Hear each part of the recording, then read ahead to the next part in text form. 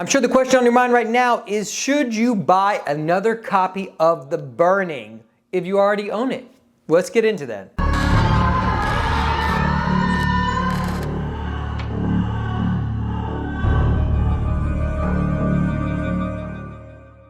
Hey everybody, it's Chris. Welcome back to the channel. Today we're going to be discussing whether or not you should upgrade to the 4K version of The Burning from Scream Factory. That's something we're going to answer throughout this video on whether or not I think you should. Alright, so we're talking about The Burning. One thing that I always think about when I think about The Burning is, have I seen The Burning? Because I always think about it and I'm like, have I seen that movie? Literally, even going into this, I popped it in my player and I'm like, what is The Burning about? Why am I blanking in my brain what The Burning is about? I don't know why. And then as soon as they get to Cropsy on fire in his little shack, I'm like, oh yes. And it all comes back, flashes, and I remember the entire movie.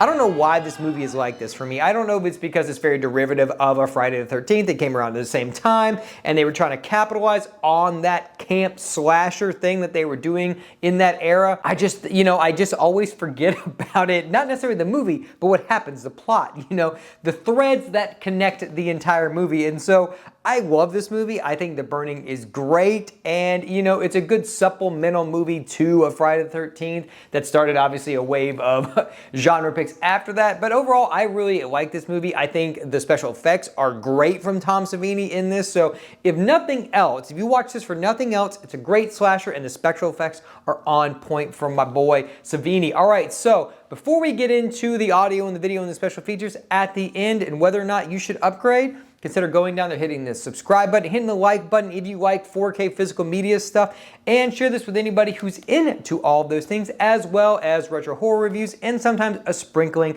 of new horror. All right, so let's get into this video. Overall, this is really good. So this is a new 4K scan of the camera negative, and I think this looks great. I think everything that they have done to this movie kind of enhances what was already there. Like I said, you can't polish a turd, so this is obviously very grain heavy for the time it was, but I think this is very good. Overall, I think this is the best this film is going to look.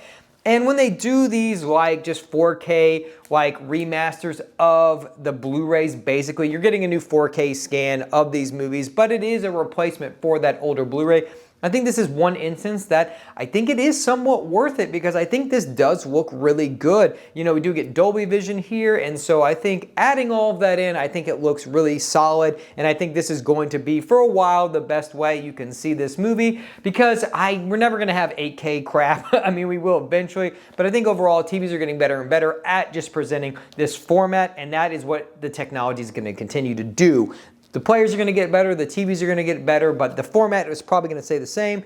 But these restorations of films are getting better and better. Especially Scream Factory has a tendency sometimes hit and miss with these, but I think The Burning is a solid case where they've done a lot and they've kept the film grain intact. They've kept everything that made this movie look and feel like one of those 80s slasher is all intact. All right, on the audio front, this is a DTS HD dual mono track. So this is no new mix of anything. I mean, it might be a new mix of the mono track, but I don't remember what was on the Blu-ray. But the mono track does sound great overall. I mean, like I said, I'm a person who kind of wants both. I want that original mix of the movie, and then I would also, like to have, an Atmos or something like they did with the Texas Chainsaw Second Sight release, and I just dropped the damn movie. Oh my God.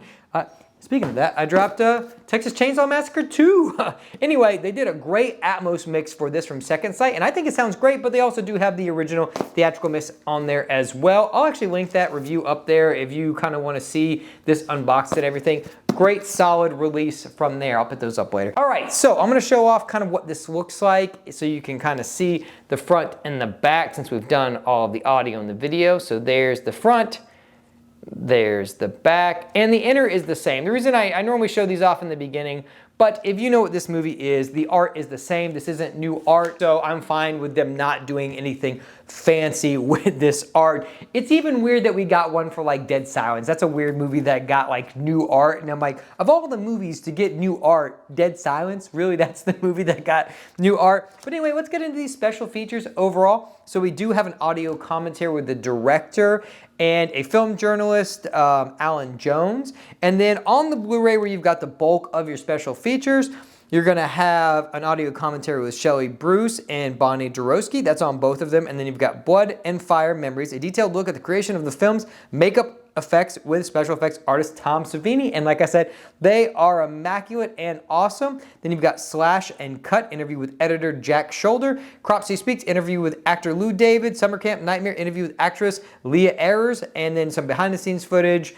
theatrical trailers, and a few other stills and gallery footage. All right, so that's the package as a whole. Overall, if you've got the Blu-ray, I still think it's a solid upgrade over that one, just because it does clean up some of the stuff that was kind of weird on that Blu-ray. I think Scream Factory, when they were doing Blu-rays, had a hit and miss more than they do now. If you think they have hit and miss now, they had a lot of hit and miss with Blu-rays. They had a lot of audio issues. They had a lot of video stuff that was weird. They had a lot of compression stuff that was weird with Blu-rays. So I'm happy to now kind of shift those out of my collection and get these new 4K scans that do look a lot better. And even sometimes you are getting the Blu-rays. So like Creepshow, I was happy to get the 4K. I'll link that review up above so you can check that out and see my thoughts on that 4K. But overall, I think this is a solid upgrade, and I think it is worth the upgrade. That's the question here. Is this worth your money? And I think it is overall, if you like The Burning. I wouldn't say rush out and go buy The Burning if you're not a fan of it.